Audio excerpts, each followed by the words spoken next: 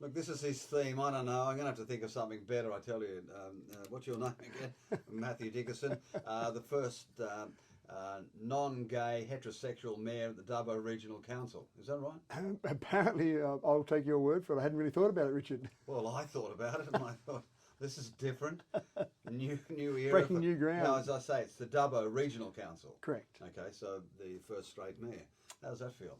Well, I hadn't really thought about it, to be honest. Big splash at $1.8 million for a house. Isn't that incredible? That is just unbelievable. How would you pay $1.8 million for a house? You're talking about Sydney, of course, aren't you? You couldn't be talking about Dubbo. Yeah, we're for talking that about kind of price. Dubbo. Yeah, unbelievable.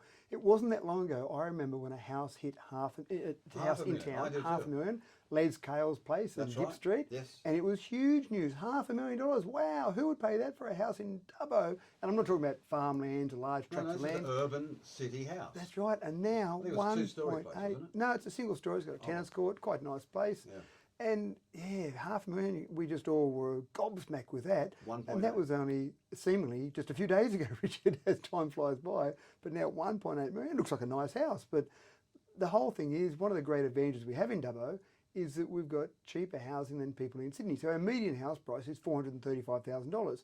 Someone in Sydney can go, I can sell my house here, pay no capital gains tax because it's my own personal home, take all that money, put it in my back pocket and buy a reasonable price house in Dubbo. But if they see 1.8... Yeah, the thing is that the houses around it then lift in value. That's right.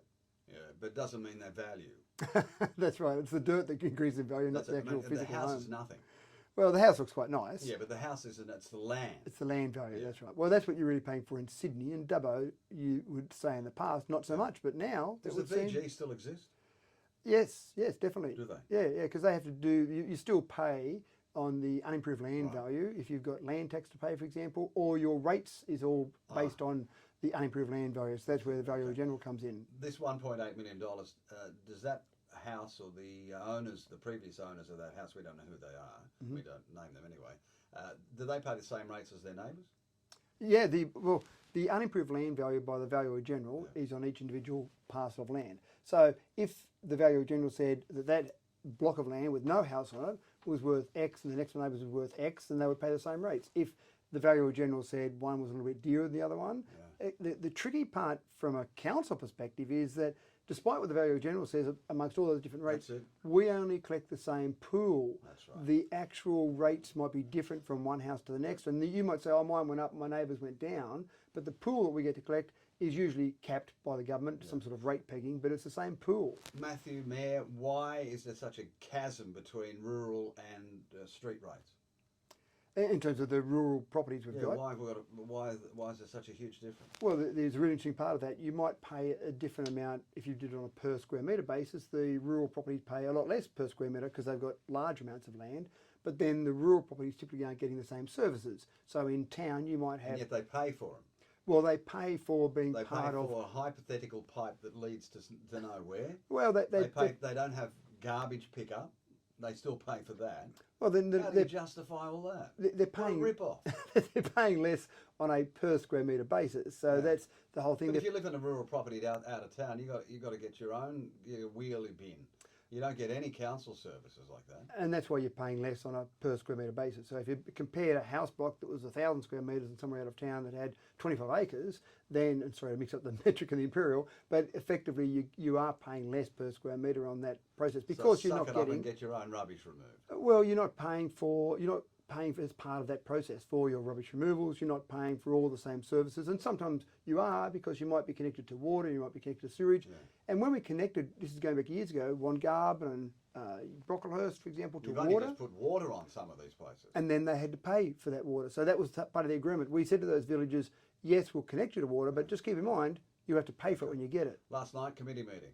So two different things happened last night. The first committee meetings, the standing committee meetings of the new council. So that was exciting. So we've got 3 new chairs of those 3 committees. So it's all very exciting. Doing what? So you've got Josh Black is the chair of the IP&E committee, the Infrastructure Planning and Environment Committee. You've got Jess Goff from Wellington. She's the Culture and Community Committee. And then you've got the Corporate Services Committee. You've got Damien Mann as the chair. So all 3 thrown into the deep end last night, all had to chair the first meetings of those 3 particular committees. So that was exciting. And then after that, we had a workshop to look at all the consultative committees. Essentially, after the amalgamation, sometime after that, all those community committees that people used to be a part of all effectively didn't quite disappear, but not many still existed. And that was a really big, strong message that councillors heard from the community. They wanted to have their feedback in again. So that was something that we workshopped last night. Did it work well? It did, and then we'll take that out to the community and show them what we've come up with and get some feedback and then go forward. And then sell another house at 1.8 1.8 million. Wow, can you believe that? Was it you? Did you buy it? No, I didn't On buy your it. mayoral allowance, you'd afford it. Yeah, over the next 40 Matthew years. Dickerson, the first straight mayor of the Dubbo Regional Council.